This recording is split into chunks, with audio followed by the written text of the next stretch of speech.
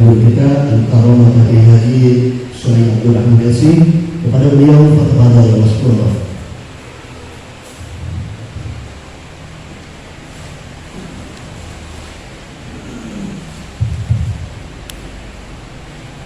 Bismillahirrahmanirrahim. Assalamualaikum warahmatullahi wabarakatuh. Alhamdulillahilladzi arsala rasulahu bil huda wa dinil haqq liyudhhirahu 'ala dini kullihi wa kafaa billahi shahida. Allahumma shalli wa sallim wa barik 'ala sayyidina Muhammadin Mustafa wa 'ala alihi wa sahbihi ahli syukur wal wara. Amma ba'du, faqala Allah ta'ala a'udzu billahi minasyaitonir rajim.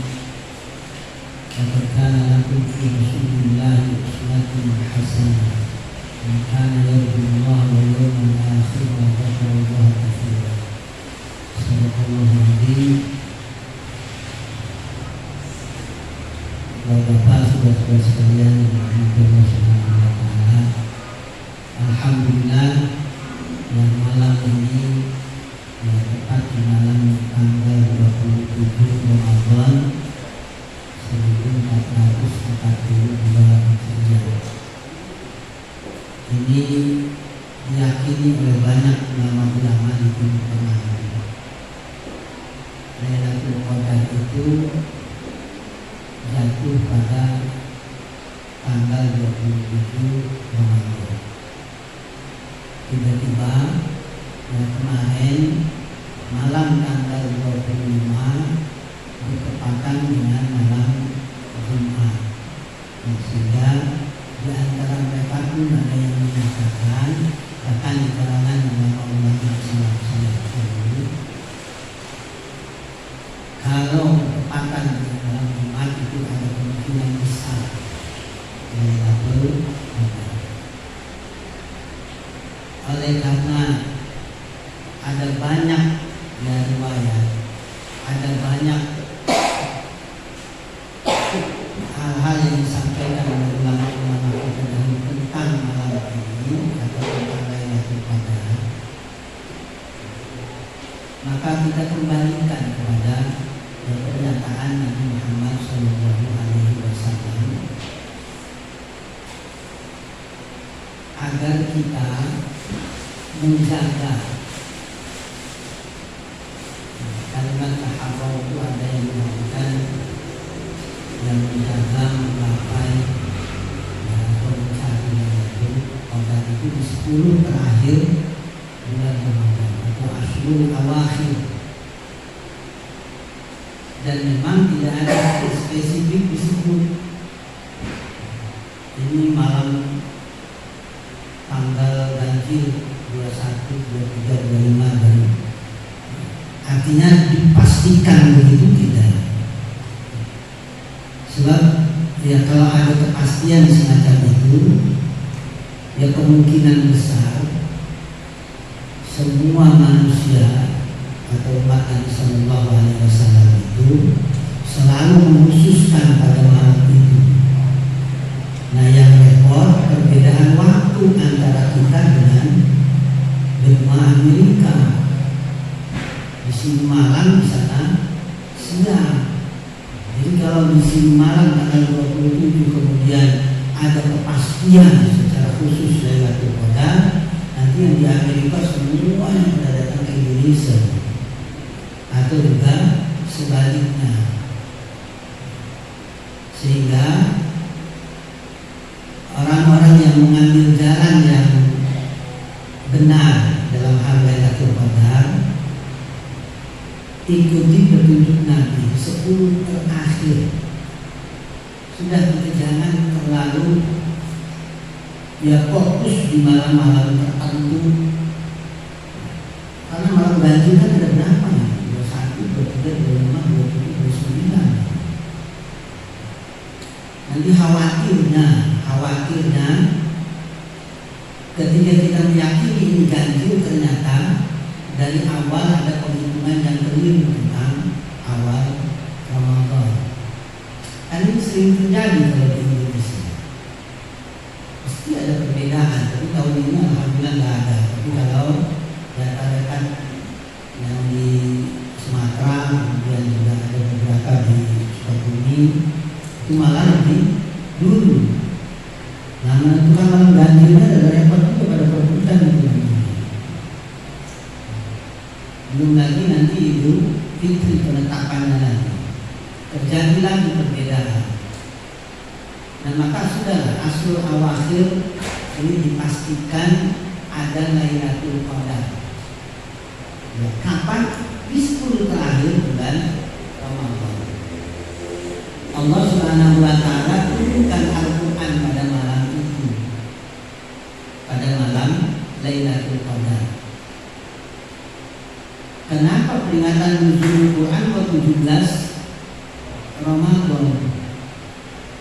Nah, ini ada penjelasan rinci dari Syekh Tuan Syarawi dari Mesir. Ini pernah kita jawab. Jadi Al-Quran turun Lailatul Qadar ini itu yang 30 juz ya samai dunia. Itu memang pada Lailatul Qadar. Dan kalimatnya juga dalam surat Al-Qadar itu inna anzalnahu, sungguh kami telah menurunkan. Nah, kalimat nuzul di dalam Al-Quran itu kan berbagai macam bentuk. Ada anzala yunzilu, ada nazala yunzilu, ada tanazzala yatanazzalu, macam-macam. Turun itu dari atas ke bawah nuzul itu. Dari atas ke bawah cara turunnya itu berbeda-beda. Ada yang langsung lewat tangga juga sama turun, atau turun yang serang di pohon apa begitu juga sama, ya termasuk juga nuzul. Nah, sehingga ulama-ulama tafsir membedakan kalimat nuzul. Anzala yunzilu itu dipakai untuk turun sekaligus. Nah, kalau turun sedikit demi sedikit itu menggunakan kalimat tanazzal atau nazzala yunzilu. Turun sama nuzul. Nah, jadi kalau turun 30 juz malam Lailatul Qadar, ini memang malam Lailatul Qadar itu malam Qadar. Kita udah biasa di Indonesia. Jadi kalau nyebut ini malam apa? Kayaknya malam Lailatul Qadar. Udah nggak usah diributkan masalah bahasa. Ini salah penyebutannya. Yang benar ya malam Qadar. Enggak, saya membayangin malam Lailatul Qadar. Sudah biarin nggak usah diributin. Nah, kemudian ketika dikenalkan kepada Nabi, itu juga kalimatnya sama nuzul. Kapan dikenalkan pertama kali kepada Nabi? Ketika beliau berusia 40 tahun. Ya, diterbahi ayat pertama sampai ayat kelima surat Al-Alaq. Ini juga disebut dengan nuzul. Kapan? Tanggal 17 Ramadan malam Jumat. Apa ada pemberitaan tentang 17 Ramadan malam Jumat ini? Karena ada tersirat di dalam Al-Quran itu ketika menerangkan atau merekam kejadian atau peristiwa perang Badar itu terjadi malam Jumat tanggal 17 Ramadan. Jadi demikianlah Al-Quran itu diturunkan. Jadi 17 Ramadan inilah yang dipegang ya oleh banyak umat Islam, termasuk di Mesir, di Kuwait, di Qatar, di Abu Dhabi. Kalau peringati malam atau Lailatul Qadar itu di tanggal 17 Ramadan. Kalau di Saudi nggak semuanya. Ya, hanya tempat-tempat tertentu saja ada peringatan Lailatul Qadar. Tapi kalau di Masjidil Haram, Masjid Nabawi nggak ada. Tetapi mereka mengkhususkan malam 27 itu untuk khatmul Quran. Lihat di TV yang secara langsung dari Saudi. Kalau malam tanggal 27. Jadi mereka di sisa terawih. Nanti jam 1:30 ada tahajud. Di terawih ini juga ada doa khatmul Quran. Nanti di tahajud juga sama ada. Karena mereka meyakini inilah Lailatul Qadar. Jadi tidak memperingati tapi mengkhususkan. Nah, kalau di kita di Indonesia ini dikhususkan malam tanggal Ramadan. Mudah-mudahan ya kita walaupun usaha belum maksimal dalam mengejar Lailatul Qadar ini, karena berdasarkan hadis yang diriwayatkan oleh Aisyah radhiyallahu anha, Nabi sallallahu alaihi wasallam kalau menghadapi Asyura Awakhir itu apa? Ya, ahya lailah. Jadi menghidupkan malam. Wa aiqadha ahlan. Dia bangunkan keluarga, wa syadda mizarah. Kemudian diikat ya tinggal berkuat. Maksudnya dia lebih semangat lagi mendekatkan diri kepada Allah Subhanahu wa taala. Itu kalau Asyura Awakhir dan beliau iktikaf. Apa iktikafnya malam doang lalu siang kemudian melakukan aktivitas yang lain? Tidak. Ya, dalam kitab Al-Akhir Al-Maktum surah Nabaliyah yang paling lengkap tapi tidak terlalu besar kitabnya. Terjemahannya juga hanya 500 halaman. Itu dicatatkan bahwa Nabi melakukan iktikaf itu full 10 hari, artinya Asyura Awakhir ini tidak keluar kecuali kalau ada hal yang sangat penting yang sifatnya itu syar'i. Bahkan sampai ada riwayat mengatakan untuk misi rambut saja Nabi harus menjulurkan atau harus mengeluarkan kepala. Jadi nanti Aisyah yang merapikan rambut beliau sallallahu alaihi wasallam. Itu menunjukkan kalau Nabi memang tidak pernah keluar. Tapi kalau kita sekarang ini melakukan iktikaf, ada nggak yang full kayak begitu? Jarang.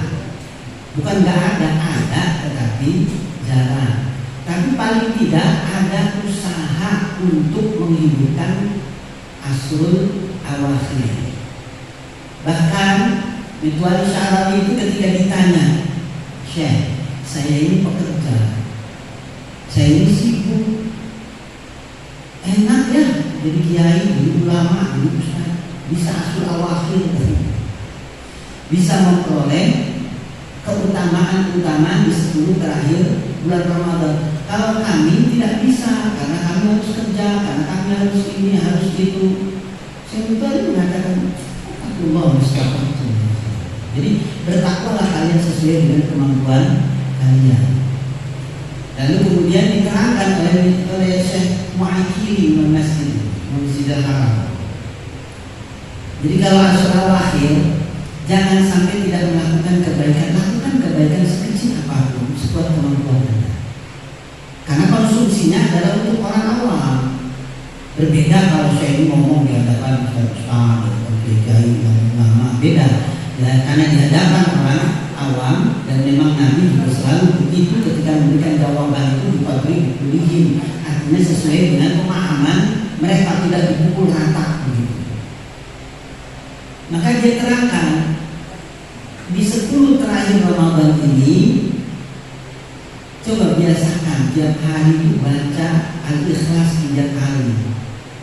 Kalau Allah menakdirkan malam itu Lailatul Qadar dari 10 malam ini, maka mendapat pahala menghatamkan Quran pada Lailatul Qadar lebih baik daripada 1000 bulan. Khairun min alfi syahrin. 1000 bulan itu kurang lebih 83 tahun 4 bulan kurang lebih seperti itu. Ini kadang-kadang ada yang memahami sama dengan ibadah 1000 bulan. Bukan sama, di situ kalimatnya khairun, lebih baik daripada 1000 bulan. Jadi bukan 1000 bulan, 1000 bulan lebih. Kenapa ada kalimat 1000 bulan ya? Kalau kita lihat di dalam sejarah itu dulu ada nabi namanya Syam'un, ya, Nabi Syam'un. Nabi Syam'un ini mengalih ibadahnya. Dia pernah ya diuji oleh Allah Subhanahu wa taala. Panjang kalau kita ceritakan. Ya, artinya intinya pada saat dia keluar dari ujian tersebut, lalu kemudian dia bernada, ya, saya akan beribadah, saya akan dekatkan diri kepada Engkau selama 1000 bulan. Dia lakukan itu. Jadi berjuang sekian bulan, kemudian malamnya dia yang melakukan iktikaf, yang siangnya dia melakukan puasa, dan itu hampir 1000 bulan. Nah, untuk umat Nabi Shallallahu Alaihi Wasallam nggak mesti harus melakukan hal-hal kayak begitu, cukup gapai Lailatul Qadar. Makanya kalau kita baca Qul 3 kali sama dengan menghatamkan Quran itu dikali 1000 bulan, karena kali banyak khairul lebih. Kemudian usahakan di 10 terakhir bulan Ramadan ini bersedekah seberapapun yang kalian mampu. Kalau memang 1 riyal, kan kita orang Indonesia pakai rupiah, kalau memang sanggupnya 2000, keluarkan 2000 tiap hari. Kapan maksud sedekah yang terbaik? Ya pagi hari, karena disambut oleh malaikat. Malaikat berdoa, Allahumma a'ti munfiqan ya khalafa. Ya, jadi di pagi hari kita bersedekah 2000. Kalau ditetapkan hari itu, malam itu Lailatul Qadar, jadi kita sedekah itu lebih baik daripada 1000 bulan. Artinya dikali sekian bahkan lebih banyak. Kalau 10 terakhir ini kalian membiasakan sholat 2 rakaat saja pada malamnya. Ini selain daripada sholat tarawih. Jadi 2 rakaat saja minimal. Tiba-tiba malam itu ditakdirkan sebagai Lailatul Qadar, maka kita sholat 2 rakaat lebih baik daripada kita sholat lebih dari 1000 bulan. Artinya mereka ulama-ulama ini ya memberikan hal yang paling sederhana. Apalagi kita saat ini yang sedang melakukan i'tikaf ini, walaupun tidak full, tapi paling tidak ada banyak kebaikan yang kita lakukan. Jadi kalau ditetapkan itu Lailatul Qadar khairun min alfi syahr. Nah, termasuk pada asrul awakhir ini kita melakukan kajian-kajian. Apakah termasuk dicontohkan oleh Nabi? Dicontohkan, tetapi sifatnya umum, melakukan kebaikan-kebaikan. Baca Quran, kebaikan. Kemudian mendaras atau mempelajari Al-Quran, kebaikan. Sholat sunnah, mau sholat malam suntuk juga silahkan, ya, itu juga kebaikan. Wirid, doa, zikir, semua adalah kebaikan. Termasuk menuntut ilmu. Ada nggak pada masa Nabi? Pada masa Nabi dahulu belum ada listrik, sehingga kalau melakukan kajian kayak begini sangat-sangat terbatas. Makanya yang ini tidak dicontohkan secara langsung, tetapi kemudian ulama-ulama yang datang berikutnya yang kemudian sudah ditemukan ada listrik segala macam ini, barulah mereka melakukan kajian demi kajian. Sama di Masjid Nabawi, di Masjidil Haram juga kalau siang itu, kalau ya dulu Selasa itu mesti ada kajian. Jadi ada contoh. Jadi jangan mentang-mentang karena kita lihat di kitab tidak ada penjelasan secara ya khusus tentang kajian di asrul awakhir, lalu kemudian kita tidak mau ikut kajian tersebut. Ya ini karena memang pada waktu itu belum ada listrik. Nabi itu kan kalau habis sholat bisa langsung tidur di hari-hari biasa. Nanti jam 12 lewat atau kurang bangun melakukan sholat tahajud. Tetapi pada asrul awakhir beliau tidak tidur. Apa yang dilakukan? Sholat, baca Quran, apalagi malaikat Jibril senantiasa datang di akhir-akhir kehidupan beliau terus mendaraskan Al-Quran. Baik Jibril ataupun Nabi sendiri yang baca didengarkan oleh malaikat Jibril alaihi salam. Dan ini merupakan kebaikan. Jadi thalabul ilmi, kajian-kajian ini termasuk bagian daripada amal soleh dilakukan di asrul awakhir, dilipat gandakan pahalanya oleh Allah Subhanahu wa Ta'ala. Bahkan di kalangan ahli ilmu, majelis ilmu kayak begini ini lebih baik daripada zikir, lebih baik daripada wirid, lebih baik daripada amalan-amalan yang lain. Jadi keutamaan majelis ilmu, ya tempat yang dipakai untuk menuntut ilmu.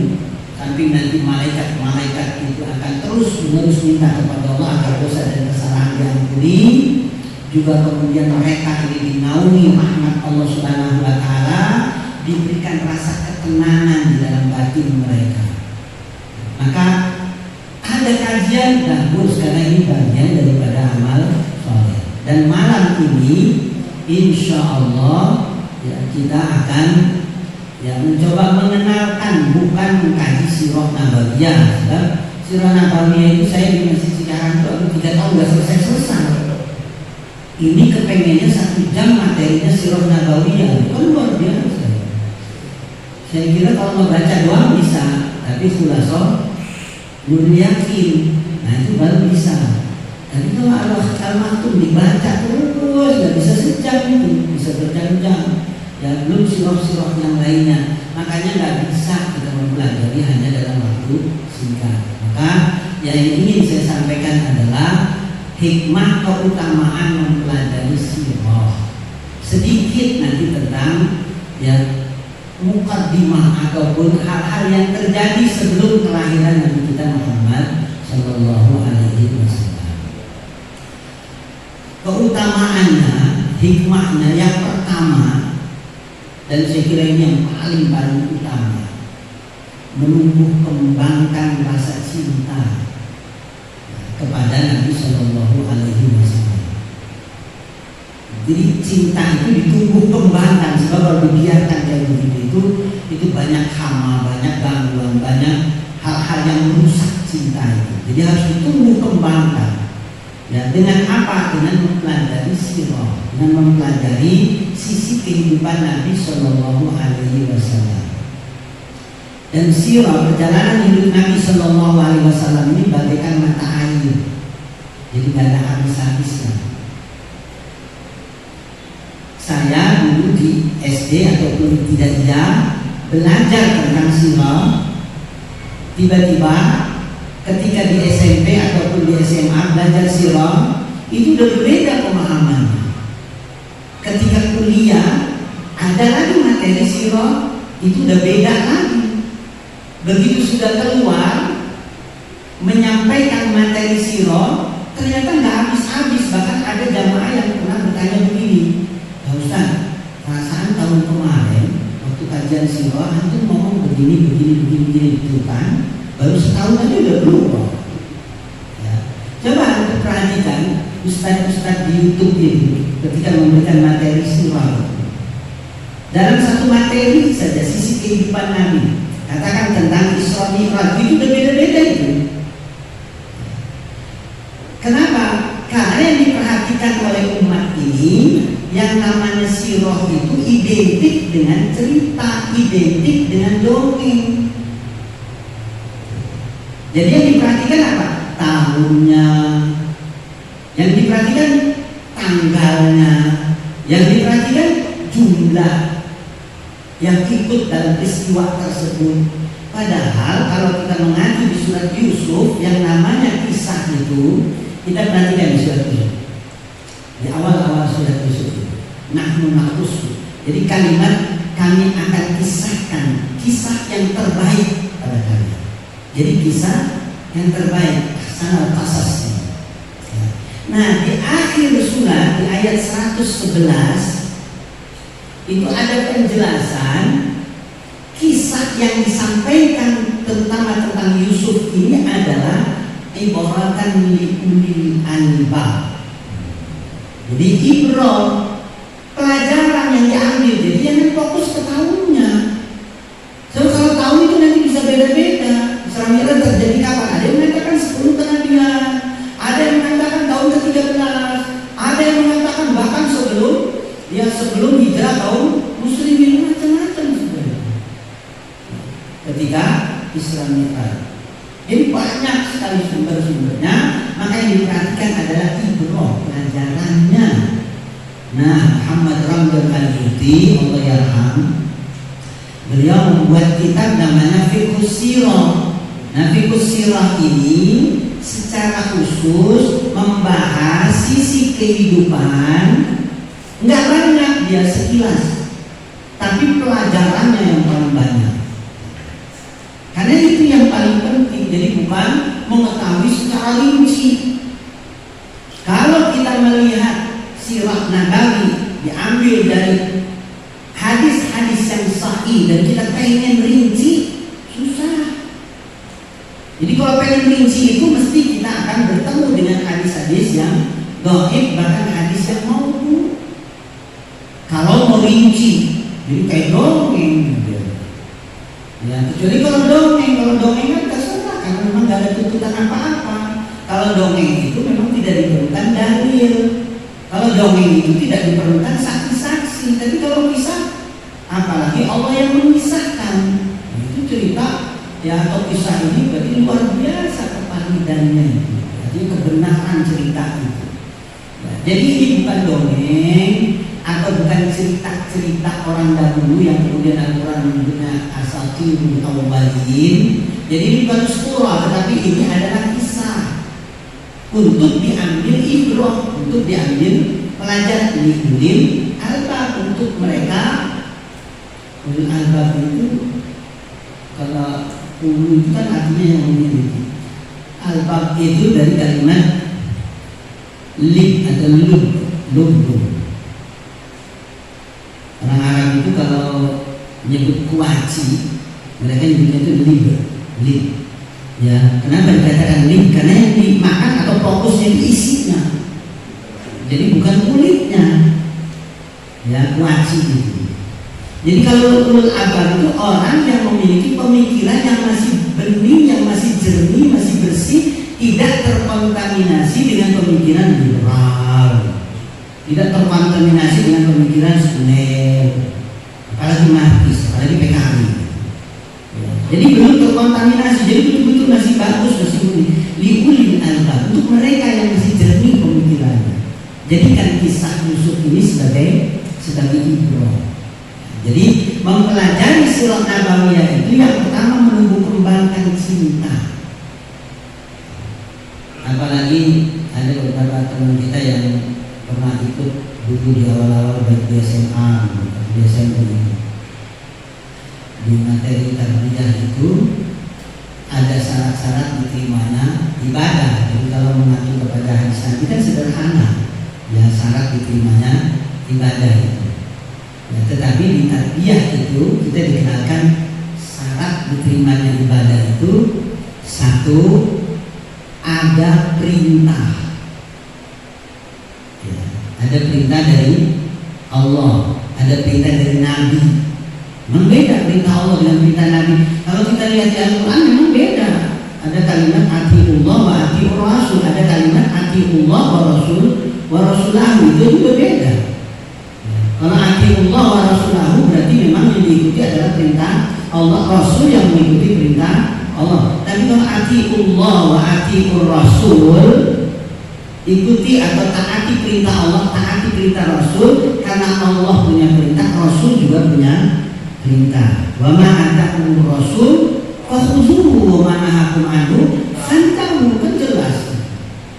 Jadi harus ada perintah. Kemudian yang kedua, harus ada contoh dalam masalah ibadah.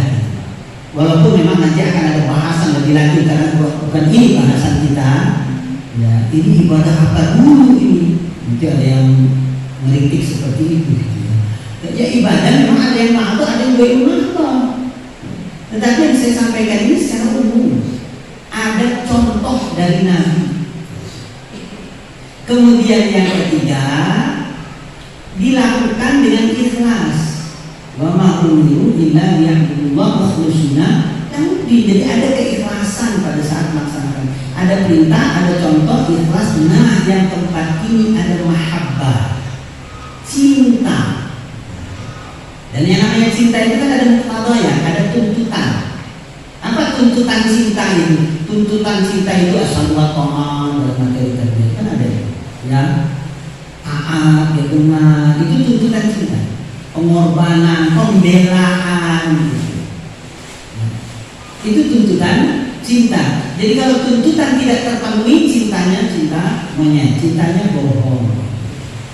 Cinta asal wa ta'an. Dia mencintai seseorang, maka ketika orang ini memerintahkan apapun, sami'na wa ata'na. Kita cinta kepada Allah, Allah memerintahkan apapun, sami'na wa ata'na. Kita cinta kepada Rasul, Rasul memerintahkan, sami'na wa ata'na. Kemudian ada pengorbanan. Jadi kita harus berkorban kepada apa siapa yang kita cintai. Kalau kita cinta kepada Allah, siapa berkorban untuk Allah? Cinta kepada Rasul, siapa berkorban untuk Rasul? Sama seperti halnya kita mencintai seseorang, kita siap berkorban untuk seseorang. Bayangkan kalau ini bukan pengalaman, tapi dari cerita-cerita, dari Datuk dongeng atau cerita.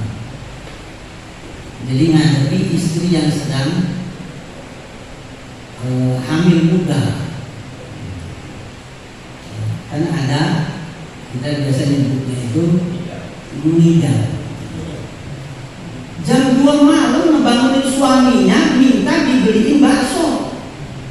Lalu ngantuk kayak apapun, demi cintanya kepada sang istri, begini dari bakso. Sebab kalau enggak apa?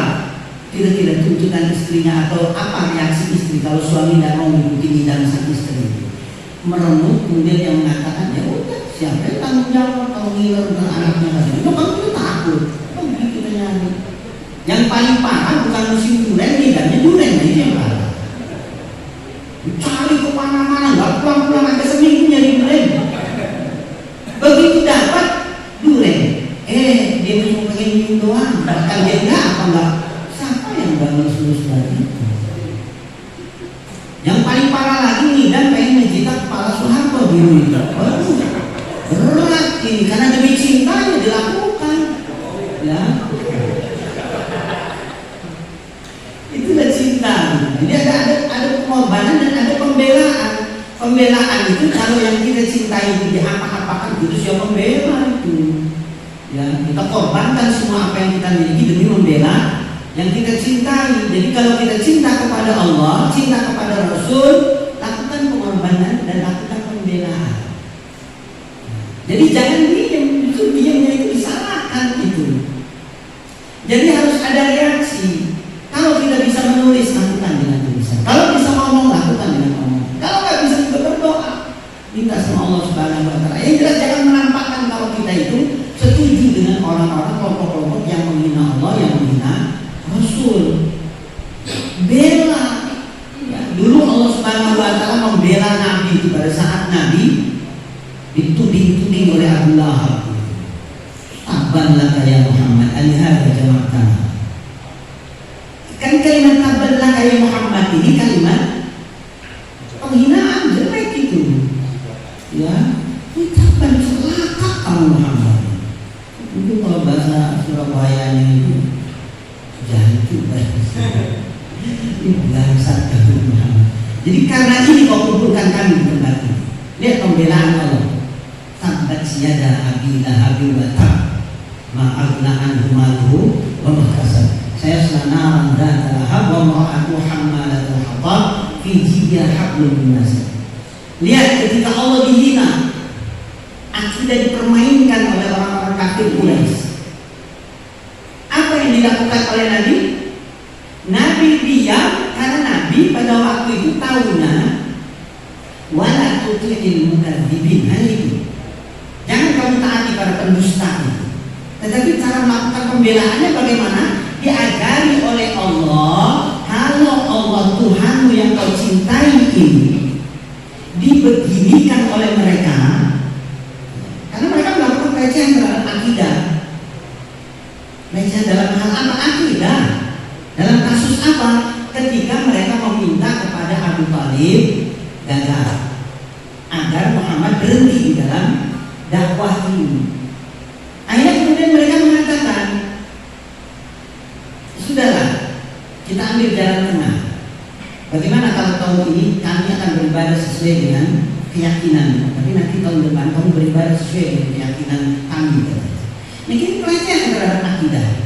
Nah, diajari Nabi oleh Allah, qul ya ayyuhal kafirun la a'budu ma ta'budun wala antum 'abiduna ma a'bud wala ana 'abidu ma 'abadtum wala antum 'abiduna ma a'bud lakum dinukum waliya din.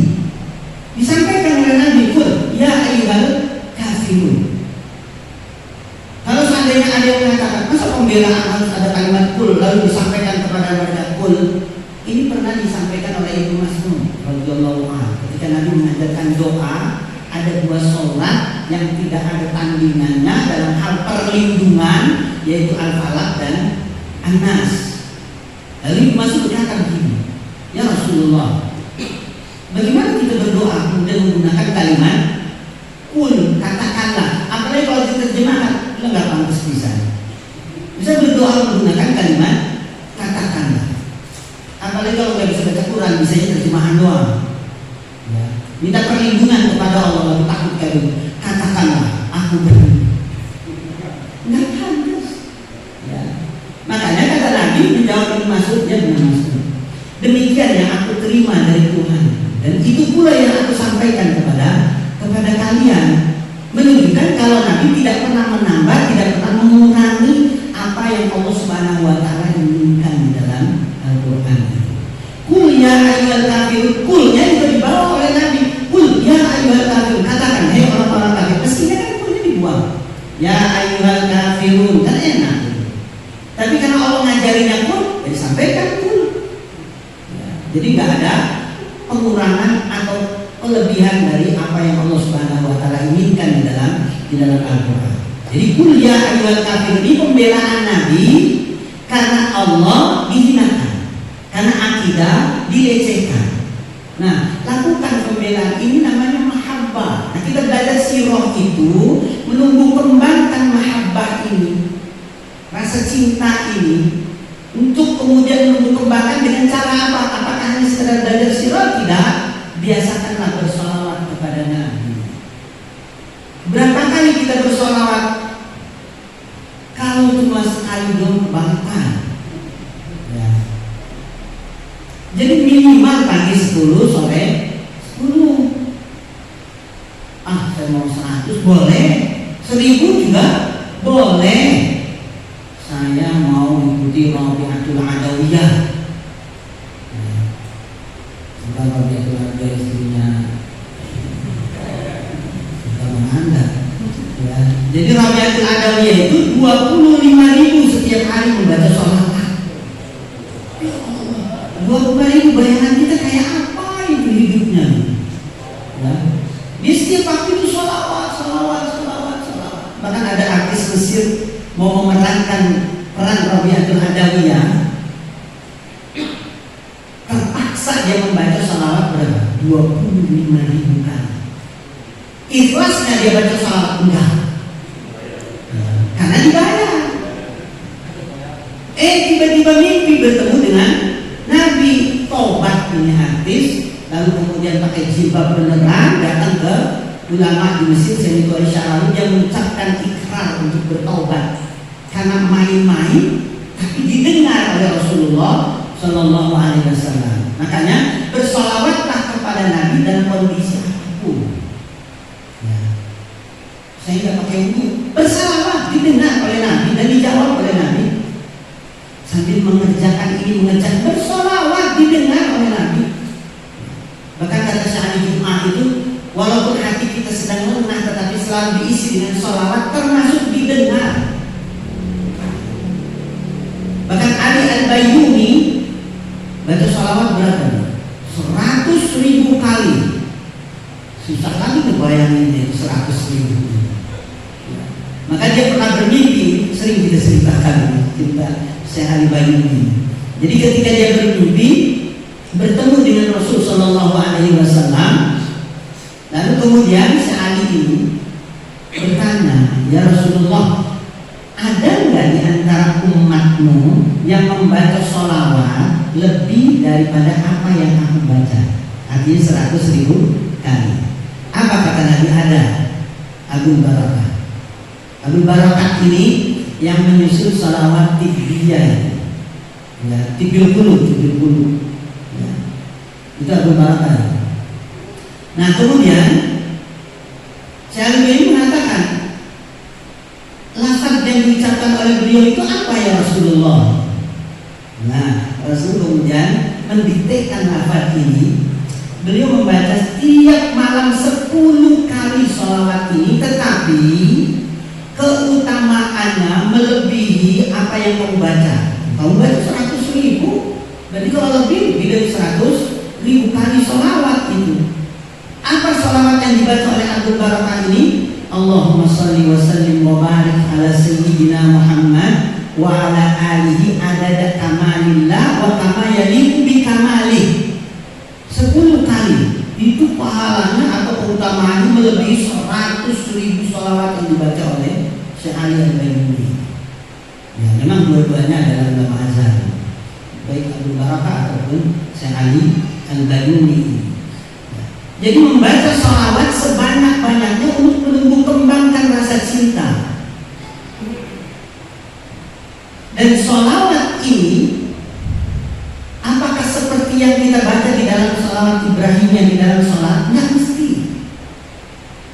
Karena perintahnya itu kan shollu alaihi wasallimu taslima, sehingga ulama-ulama kita jangankan sahabat-sahabat pun membuat, ya ada sebagian dia membuat sholawat ya sendiri. Jadi shollu alaihi wasallimu taslima kan umum sifatnya, sholawat salam kepada Nabi. Sama seperti yang kita melaksanakan sholat, puasa, haji. Awalnya kan kita pahamnya itu adalah kewajiban. Ya memang wajib. Sholawat juga sama wajib. Ada nggak ulama mengatakan baca sholawat itu sunnah? Saya tidak ada. Ya, semuanya mengatakan wajib yang membaca sholawat. Karena tidak ada ayat, tidak ada hadis yang bertentangan dengan perintah membaca sholawat. Nah, membaca sholawat ini awalnya sama seperti hanya sholat, puasa ataupun haji itu wajib. Ya. Karena kita lakukan terus menerus dan kita menggali keutamaan sholat, menggali keutamaan puasa, menggali puasa haji, sampai kemudian pada akhirnya timbullah kecintaan kita kepada Allah, cinta kita kepada Rasul. Jadi kita beribadah itu menumbuh kembangkan cinta. Awalnya memang wajib, tapi kecintaan itu dalam ibadah perlu, apalagi kepada Rasul Sallallahu Alaihi Wasallam. La yu'minu ahadukum hatta akuna habba ilaihi min walidihi wa waladihi wan nasi ajma'in. Tidaklah beriman salah seorang di antara kalian sebelum aku lebih dicintai daripada orang tua, anak, atau semua manusia. Nanti kita mencintai Nabi di atas segala-galanya. Ya. Jadi kita mengikuti Nabi, kita mencintai Nabi, itu sesungguhnya kita mengikuti Allah, mengikuti Allah. Ya, jadi mengikuti Allah, mencintai Allah. Itu dalam surat Al-Imran kan jelas itu. Qul in kuntum tuhibbunallaha fattabi'uni yuhibbukumullah. Jadi kalimat yuhibbukumullah, Allah akan mencintaimu kalau kita mencintai Nabi. Kita mencintai Nabi, Allah akan mencintai kita. Kita mengikuti Nabi, kita dipastikan kita mengikuti Allah Subhanahu wa Ta'ala. Maka yang ada, dan memang sampai sekarang juga masih ada sebagian walaupun sudah tumbuh kembang kompis gitu, ada aliran ingkarus sunnah. Ya. Tapi kalau ingkarul Quran kayaknya belum ada. Adanya ingkarus sunnah. Jadi percaya kepada Al-Quran tetapi menolak sunnah, menolak hadis-hadis Nabi. Ya nggak bisa. Kita bisa memahami Al-Quran itu dari Nabi. Kita bisa beribadah itu mengikuti tata cara ibadah Nabi. Kita melaksanakan apapun, Nabi memberikan keteladanan. Nah kalau ini ditolak, bagaimana kita bisa mengikuti tata cara ibadah? Kalau meninggalkan Nabi, makanya cintailah Nabi. Fattabi'uni yuhibbukumullah. Jadi kalau kalian merasa mencintai Allah, ikuti saya. Allah akan mencintaimu. Yuhibbukumullah, itu kepastian. Pasti Allah akan mencintaimu. Jadi dengan memperbanyak sholawat akan tumbuh kembang rasa cinta kita kepada Nabi Sallallahu Alaihi Wasallam. Mau pagi, mau sore, mau malam, kapan saja baca sholawat, insya Allah nggak akan ada ruginya. Saya mau mendawamkan 10 aja. Kenapa? Saya takut kalau pas lagi males nggak kuat 10. Ada yang saya 100, kalau 100 pegang 100. Karena yang paling disukai di dalam Islam itu kan amalan walaupun kecil tetapi mudah lama. ya, kontinuitas gitu. Artinya berkesinambungan. Kita bisa tahajud hanya 4 rakaat, tapi mudahwamah kita lakukan itu lebih dicintai oleh Allah Subhanahu wa Ta'ala ketimbang ada 4 rakaat, ada 8, ada enggak. Ya. Ada yang semangat 8 rakaat lengkap dengan witir 3 rakaat, bahkan sebelum tahajud dia lakukan 2 rakaat salat khafif sifatnya bacaannya atau bacaan yang ringan, karena memang yang biasa dilakukan oleh Nabi salat 2 rakaat yang ringan, tahajud 8 rakaat, lalu kemudian witir 3 rakaat. Itu yang biasa dilakukan oleh Nabi. Ada orang semangat melakukan sunnah ini, begitu diselidiki, ditelisik, ada keluhannya itu disampaikan. Pak Ustaz, saya ini udah sholat tahajud harus tahu, ya. Terus kayaknya nggak ada hasil apa-apa. Nah, kamu ibadah sholat tahajud itu untuk apa? Saya utangnya banyak banget. Kata orang kalau rajin sholat tahajud nanti dunia ini ikut, nanti rezeki itu datang muncul bagaikan air hujan. Biasa ya. Jadi rupanya ada tujuan dia, bukan karena Allah tetapi karena ingin agar utang-utangnya dilunasi. Ada kasus yang lain ya, karena rumah tangganya berantakan, lalu kemudian dia sholat tahajud minta terus petunjuk, tapi tetap nggak selesai urusan. Berhenti. Kenapa? Karena dia semangatnya karena lagi ada masalah. Begitu nggak ada masalah dia berhenti, yang nggak ada efek apa-apa nantinya.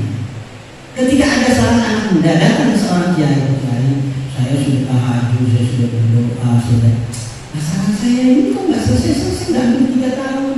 Tapi ada teman sejawat, teman sekantor, teman seperusahaan dengan saya, musibahnya persis sama, tapi dia 3 bulan kelar semua. Saya kok nggak kelar katanya. Kemudian sang kiai mengatakan, sekarang kamu kalau lagi ada di satu tempat, katakan di kafe, anak muda yang bertanya, tiba-tiba ada orang ngamen, pakaiannya perlente, suaranya juga bagus, dan wangi lagi, pakai parfum juga untuk pengamen. Ya, apa yang akan kamu lakukan? Dia langsung jawab spontan, saya akan dengarkan karena suaranya juga enak, ditatap juga memang menyenangkan.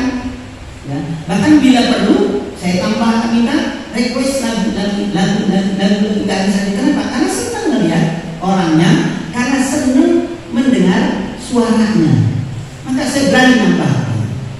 Nah, yang kedua, kalau yang datang ini pengamen, bajunya ini acak-acakan, udah alat musiknya juga cuma dia kenceng-kencengnya udah geng-geng gitu doang, suaranya juga enak, enggak. Apa yang akan kamu lakukan? Buru-buru dikasih duit suruh pergi, ya, bahkan dikasih recehan. Kenapa kamu lakukan itu? Melihatnya enak katanya. Ya. Nah, begitulah Allah terhadapmu, wahai anakku.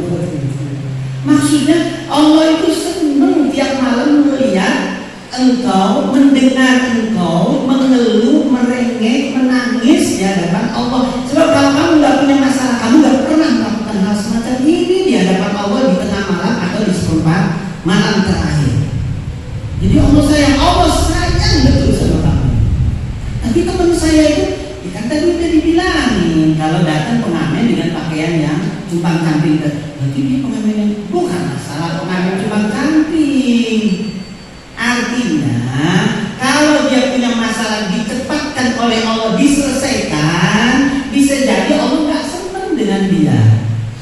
Kalau tiap malam itu nangis, buru-buru dikasih oleh Allah. Tapi kamu dipilih oleh Allah untuk menjadi hamba yang betul-betul awalnya mukhlis menjadi mukhlas. Bahkan berat itu, ya, mukhlis ke mukhlas itu. Kalau mukhlis kan banyak, tapi kalau mukhlas kan sedikit. Yang tidak bisa digoda oleh setan itu siapa? Mukhlis atau mukhlas? Mukhlas, bukan si mukhlas, ya. Tapi artinya kalau mukhlis itu kan orang yang ikhlas. Kalau mukhlas itu memang diikhlaskan betul oleh Allah Subhanahu wa Ta'ala, sehingga dia dibimbing. Bagaimana cara Allah membimbing? salahnya itu terus, tetapi sesungguhnya kalau kita betul-betul sadar, Allah sedang merangkai, Allah sedang mengurai. Masalah itu perlahan.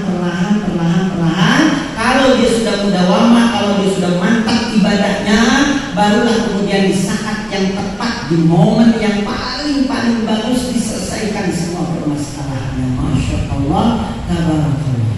Sebab kalau seandainya Allah langsung berikan, khawatir dia jauh dari Allah, nanti gak tahan lagi, nanti gak duha lagi, nanti gak menghatamkan Quran lagi. Dulu ada seorang sahabat datang kepada Nabi, ya Rasulullah, saya sudah bekerja membantu tulang, semua jenis pekerjaan sudah saya lakukan, tapi kayaknya susah, nggak dapat rezeki.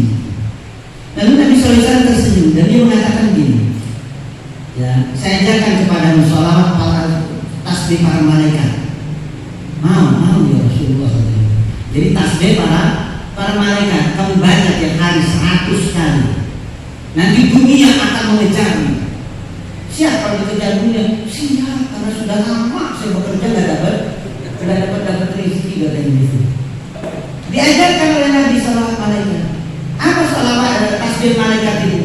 Subhanallah wa bihamdihi subhanallahil azim, astagfirullah, baca 100 kali sebelum terbit fajar.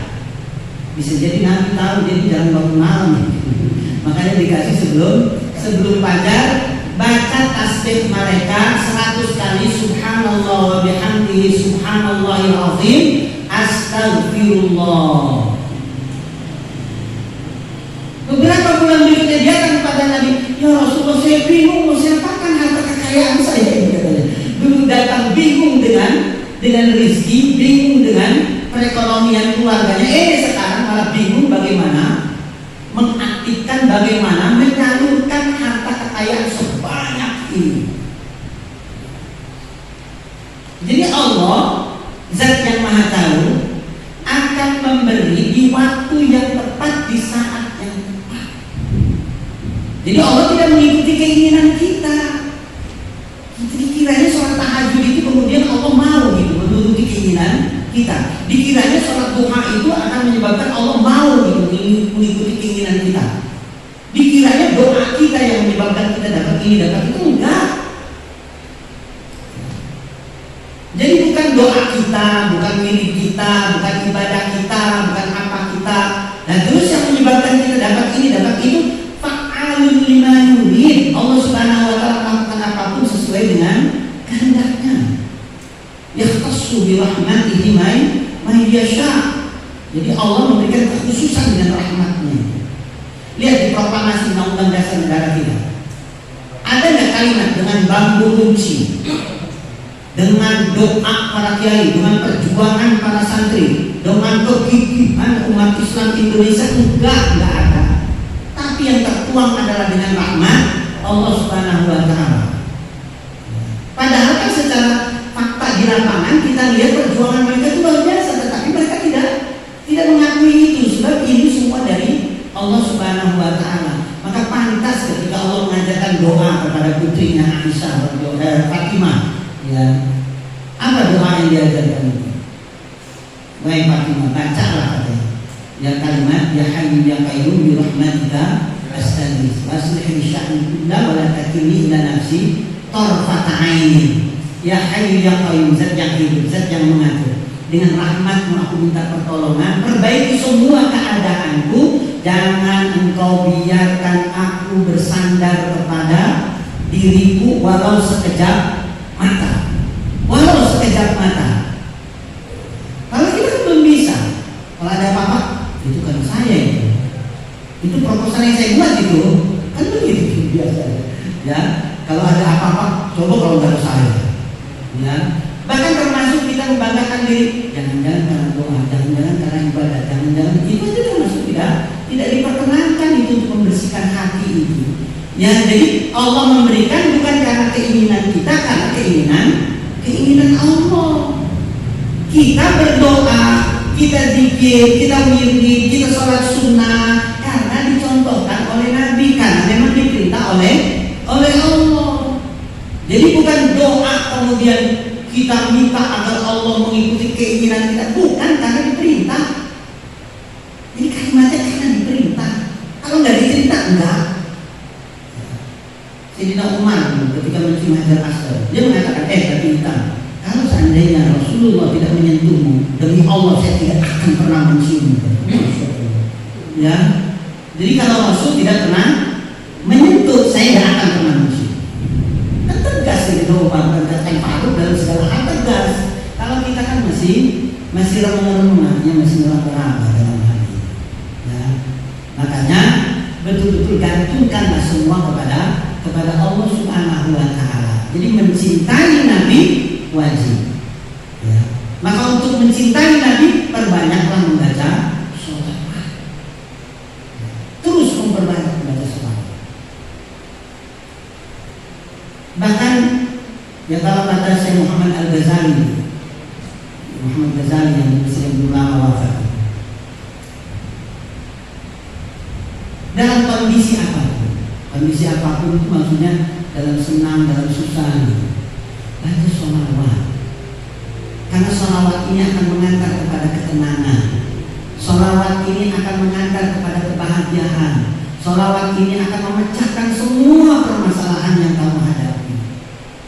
Walaupun dalam keadaan lalai, dalam keadaan sibuk apapun, membaca sholawat. Apalagi sebelum tidur sudah baca sholawat sebanyak-banyaknya. Ini yang pertama. Jadi mempelajari sirat nabawiyah menumbuh kembangkan rasa cinta. Kemudian yang kedua, keutamaannya adalah menyemangati diri agar terus-menerus tumbuh kembang semangat. Semangat dalam hal apa? Semangat dalam ibadah, semangat dalam berjuang, semangat dalam berkarya, semangat dalam berbagai macam hal. Kenapa? Karena Nabi, kalau kita pelajari sirahnya, Masya Allah, 23 tahun beliau menyampaikan Al-Quran ini. Ada nggak sih waktu istirahat? Ada, tetapi hampir secara keseluruhan waktu itu ya untuk dakwah. Dan dia di awal-awal mengatakan kepada istrinya Khadijah, sudah mulai hari ini tidak ada lagi waktu istirahat. Yang ada adalah menyampaikan risalah Allah Subhanahu wa Ta'ala. Jadi sudah tidak ada lagi kesempatan istirahat. Jadi ketika kita belajar sirah nabawiyah, kita akan mengetahui betapa semangatnya Nabi dalam berbagai macam hal, dalam ibadah, dalam berjuang, dalam bertanya, ya, dalam memimpin keluarga, dalam memimpin umat, dalam segala hal. Sehingga di dalam surat Al-Ahzab ayat 21, Allah Subhanahu wa Ta'ala berfirman, "Laqad kana lakum fi Rasulillahi uswatun hasanah liman kana yarjullaha wal yawmal akhir wa dzakarallaha katsiran." Sungguh ada pada diri Rasul itu keteladanan untukmu. Laqad kana lakum fi Rasulillah uswatun hasanah. Ada nggak kalimat pengkhususan itu dalam hal keluarga? Enggak. Dalam hal kepemimpinan juga tidak. Dalam hal perjuangan juga tidak. Dalam hal apa? Laqad kana lakum fi Rasulillahi uswatun hasanah. Dalam segala hal seorang pemimpin bisa mengikuti gaya hidup atau bisa mengikuti keteladanan Nabi. Seorang pegawai, seorang pendidik, ya, petani bahkan, siapapun bisa mengikuti apa yang dilakukan oleh Nabi Shallallahu Alaihi Wasallam. Tapi kalau untuk sampai ya mungkin ada usaha untuk mengikuti apa yang pernah dilakukan oleh Nabi. Jadi kalau sudah mengikuti segala apa yang pernah dilakukan oleh Nabi Shallallahu Alaihi Wasallam, ini akan tumbuh semangat ini ketika kita mempelajari sirah.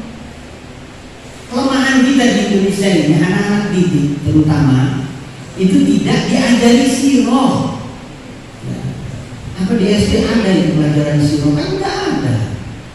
Dulu ibtidaiyah ada, sekarang ibtidaiyah sudah bergeser. Ya. Bahkan di pesantren-pesantren itu sebagian itu ada yang tidak memperhatikan sirah. Ya. Dianggapnya ini nanti belajar tafsir aja, nanti ini belajar hadis saja, ini nanti belajar ilmu ini, nanti juga sirahnya ke bawah-bawah. Gitu. Ya. Padahal mempelajari sirah itu penting. Dengan belajar sirah kita mengetahui sabab nuzul, sabab urut. Dengan mempelajari sirah kita bisa mengetahui fikih, bisa mengetahui akidah, mengetahui tauhid, mengetahui muamalah, yang mengetahui akhlak dan lain sebagainya. Jadi lengkap sirah itu, dan itu penting. Sirah kalau diajarkan di anak-anak dari sejak kecil ini akan melekat. Sama seperti halnya dulu cerita atau dongeng Kancil mencuri timun. Sampai sekarang orang-orang seumur saya masih ingat itu cerita itu. Yang diuntungkan siapa? Yang diuntungkan itu si Kancil, udah pencuri tetapi hebat gitu. Yang dibahas tentang kecerdikannya. Beda dengan petani itu ngalah terus. Yang diceritain, ya, karena dikerjain terus sama si Kancil. Makanya lahirlah generasi Kancil berikutnya, karena memang dari sejak kecil disuguhi cerita Kancil. Cerita apa dulu itu ya, usia saya ini dulu waktu kecil dulu disuguhi film apa ya, pocong, Mama Disusang, ya, terus yang bolong-bolong kemudian ada kuntilanak, sehingga berikutnya ada pemahaman yang namanya setan itu seperti itu, sehingga tidak ada rasa takut ketika menghadapi setan dari manusia. Padahal setan itu kan minal jinni wal insi, tapi hanya dari jin doang dia tahunya, dari manusia nggak ada. Akhirnya muncullah film lama ini, di sini ada setan. Iya, jadi kayak begitu. Beda dengan negara-negara Eropa, negara-negara Mesir gitu. Apa yang mereka lakukan untuk membangun karakter, membangun peradaban mereka ini? Dari sejak kecil mereka sudah dikenalkan film-film yang luar biasa hebatnya. Sehingga masing-masing mereka, saya harus jadi Superman, saya harus jadi Spiderman, saya harus jadi Rocky, saya harus jadi, karena memang disuruhkan film-film begitu dulu. Sehingga begitu sudah besar dia bangga. Kalau kita paling batas Unil, ya, dari dulu itu sebenarnya, ya, jadi nggak mendidik sama sekali. Ya, jadi kalau seandainya ini disampaikan cerita sirah ini atau sirah nabawiyah ini di anak-anak SD, paling tidak khulasa nurul yakin itu paling tidak, nah itu akan melekat kepada mereka sehingga tumbuh kembang cinta kepada Nabi Shallallahu Alaihi Wasallam. Kalau ini biasa diceritakan kepada mereka kisah tentang kehidupan Nabi Shallallahu Alaihi Wasallam, agar mereka semangat dalam berbagai macam hal kehidupannya, karena ada pada diri Nabi keteladanan. Lalu kemudian yang ketiga, mempelajari sirah ini dengan sendirinya kita mempelajari Quran, dengan sendirinya kita mempelajari hadis, dengan sendirinya kita mempelajari al-Islam secara kafah, dengan sendirinya kita mendapatkan keteladanan dalam bermuamalah, dengan sendirinya kita mengetahui ternyata Nabi itu sederhana, ternyata Nabi itu lembut, ternyata Nabi itu tidak mutasyaddid. Mutasyaddid itu bahasa kitanya radikal, ya. Jadi tidak radikal. Jadi Nabi Shallallahu Alaihi Wasallam itu sangat penyayang, dan itu digambarkan di dalam surat At-Taubah ayat yang terakhir, laqad ja'akum rasulun min anfusikum azizun 'alaihi ma 'anittum harisun 'alaikum bil mu'minina raufur rahim. Kan jelas gambarannya ini. Jadi ada kalimat satu, ini rasul yang kamu teladani ini manusia, bukan malaikat, bukan titisan Tuhan, ini manusia. Dia makan, dia minum, dia berkeluarga, kadang dia tertawa, kadang dia menangis, kadang sedih, kadang susah, kadang jalan-jalan ke pasar. Sama seperti kalian, sehingga kalian bisa meneladani dia karena dia adalah manusia. Memang kesempatan yang lain, Nabi juga sering mengatakan, anak basyarun mithlukum, saya manusia seperti Anda, tetapi saya mendapat wahyu. Itu yang membedakan. Tapi kalau dalam kedudukan sebagai manusia, ya sama. Makanya Nabi menyebutnya basyar, bukan insaniahnya yang dikenalkan, tapi basyariahnya secara fisik ini sama. Sehingga bisa kita meneladani kehidupan Nabi, karena Nabi adalah manusia, tapi kalau dia malaikat baru nggak bisa. Azizun alaihi ma'anitum, terasa berat olehnya ketika ada penderitaan yang menimpa kalian. Jadi Nabi orang yang pertama kali sedih ketika umat ini menderita.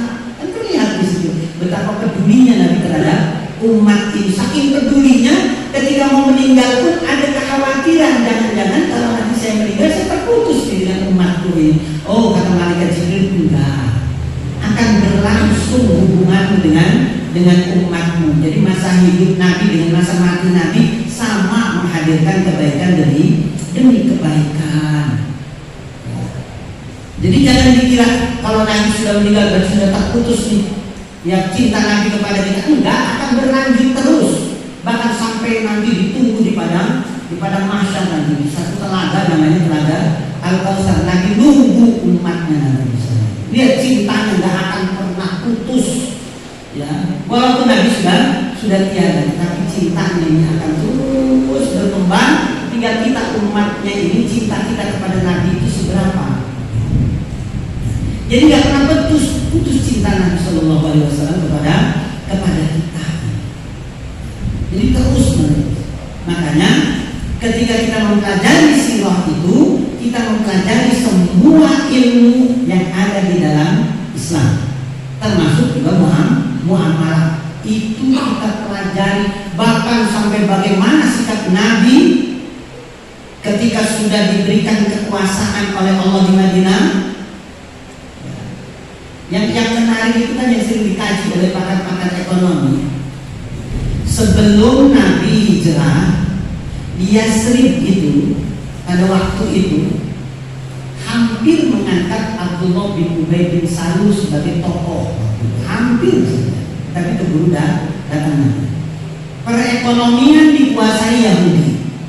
Bahkan ada yang mengatakan sampai 90% pasar-pasar yang ada di Yasrib itu dikuasai oleh Yahudi.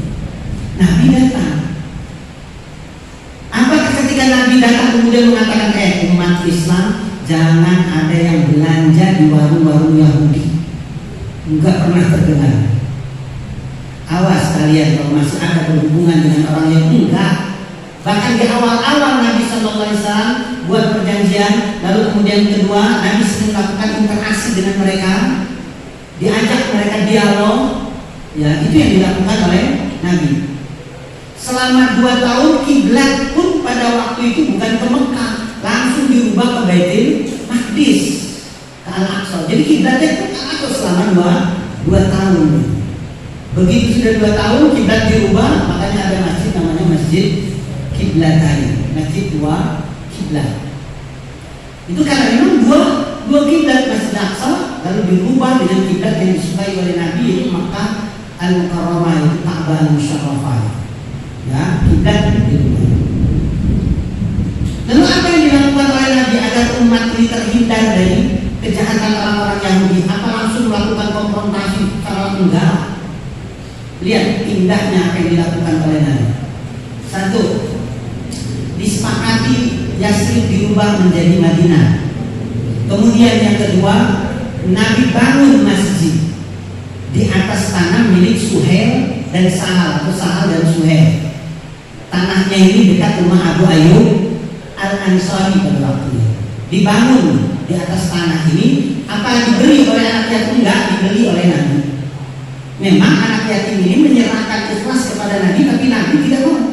Sebab apa? Kalau seandainya diterima, takut beban, takut suatu saat ada yang ngorek-ngorek. Ya. Makanya Nabi kasih harga berapa? Sama seperti waktu mau hijrah, melihat ada unta putih dibawa oleh Abu Bakar As-Siddiq, ditanya oleh Nabi, ya Abu Bakar, ini unta milik siapa? Saya beli khusus untukmu ya Rasulullah. Enggak, saya bayar. Ya, jadi Nabi, ya, dia tidak mau menerima itu, khawatir kalau ada sesuatu diungkit-ungkit. Makanya kemudian diberi contoh oleh Nabi, dibayar. Adapun nanti persetujuan berapa ya setelah ada kesepakatan. Dulu Jabir ketika pulang dari perang Zatul Riqah, ya. Jadi pulang ya karena ontaknya ini sering mogok kayak begitu. Ya, lalu ditanya oleh Kenapa ya Jabir katanya? Ya tahu nih ya Rasulullah, unta saya begini nih. Ya akhirnya kemudian dipukul oleh Nabi untanya ini. Langsung bergerak, wah giras dia jalan, wah di depan dia. Begitu sudah jalan, ketemu lagi kan Nabi, kadang di depan, kadang di tengah, kadang di belakang. Begitu ketemu lagi ditanya, Jabir, punya istri nggak? Ada sih, punya ya Rasulullah. Janda apa perawan? Janda. Aduh, kenapa nggak perawan? Kalau perawan kamu bisa main-main sama dia. Nah, gitu. Akhirnya kata Jabir, ya Rasulullah saya milih janda itu karena saya punya anak adik-adik yang yatim pada waktu perang. Ya perang Uhud itu banyak yang meninggal orang tua saya. Jadi untuk mengurus adik-adik saya ya menikah dengan janda. Ya sudah. Udah, nggak lama kemudian ketemu lagi. Jadi, oh kamu ini hebat. Saya beli ya katanya. Aduh, kalau Rasul mau silakan, enggak saya beli. Tapi nanti kalau udah sampai. Ya, jadi Nabi SAW ini melakukan muamalah kayak begini kan menjadi keteladanan bagi kita. Ya, jadi yang namanya pemimpin itu ya memang harus seperti itu. Kadang di depan, kadang di tengah, kadang di belakang. Dan kemudian yang kedua selalu membahagiakan, artinya diajak komunikasi, diajak ngobrol dan nah, maka didirikan masjid di tanah milik Sahal dan Suhail. Begitu sudah berdiri masjid, mereka ini yang sudah bersyahadat, mereka yang sudah ikrar di hadapan Nabi, dibina di dalam masjid ini. Bahkan ketika mereka sudah kuat imannya, diwajibkan mereka untuk meramaikan masjid sehari semalam lima waktu, terus menerus dibina. Karena tiap hari, tiap saat dibina, terutama di 5 waktu ini, maka kekuatan persaudaraan mereka itu mulai terlihat. Terlebih ketika Nabi mempersaudarakan orang Makkah dengan orang Madinah. Tapi persaudarakan itu. Begitu sudah dipersaudarakan kayak gini kan ada yang istrinya lebih dari 4 disuruh dicerai lalu diberikan kepada orang Makkah. Yang punya usaha sebagian diberikan kepada orang-orang Makkah. Tapi yang namanya Abdurrahman bin Auf itu dikasih jaga, ngomongnya udah nggak usah, tunjukkan kepada saya mana pasar di Madinah ini. Jadi dia menjadi pasar karena dia pedagang sejati Abdurrahman bin Auf. Jadi karena dibina setiap saat oleh Nabi, lama kelamaan tumbuh cinta. Nah, cinta inilah yang membuat mereka itu sepenanggungan dalam berbagai macam hal. Berat sama dipikul, ringan sama dijinjing. Benar ya? Berat sama dipikul, ringan sama dijinjing. Akhirnya mereka karena mencintanya luar biasa, secara otomatis mereka ini tanpa ada perintah secara langsung, transaksi jual beli dalam hal apapun selalu mereka kedepankan umat Islam yang setiap saat ketemu di dalam masjid. Nah, ini berkembang terus tiap hari, tiap minggu, tiap bulan, ya. Udah sampai 2 tahun orang Yahudi sudah mulai merasakan ini kok perekonomian kita lambat laun mulai menipis dan mulai terganggu ini. Ini jangan-jangan kehadiran Muhammad ini dipelajari dan ternyata benar. Nabi tidak meminta secara langsung mengembargo, memboikot produk mereka, tetapi Nabi membina mereka di dalam masjid dan mempersaudarakan mereka dengan sendiri tumbuh kembang cinta tersebut. Nah, kita di Indonesia ini teriak kayak apapun, jangan belanja di ini, jangan belanja di itu, belanja warung tetangga, nggak bakal mempan. Ya, sebab apa? Karena yang paling fundamental, yang paling dasar tidak ditegakkan, yaitu mendidik mereka di dalam masjid. Itu yang nggak ada, yang tidak dilakukan.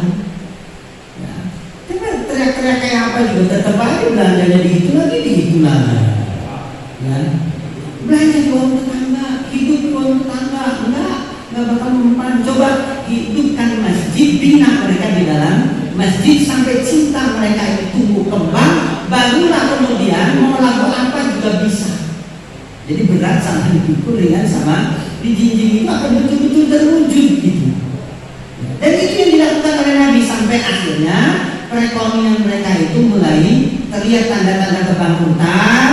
Mulailah Banu Qainuqa melakukan pelanggaran. Apa yang dilakukan oleh mereka?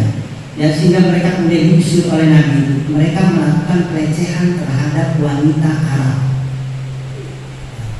Jadi waktu itu ada perempuan Arab pakai cadar datang ke pasar Banu Qainuqa untuk urusan perhiasan. Dia mengumpul perhiasan di pasar. Dan ya waktu itu kan pasar dikuasai orang Yahudi. Tiba-tiba wanita ini digoda oleh tukang emas tadi, tukang sepuh tadi itu. Ya.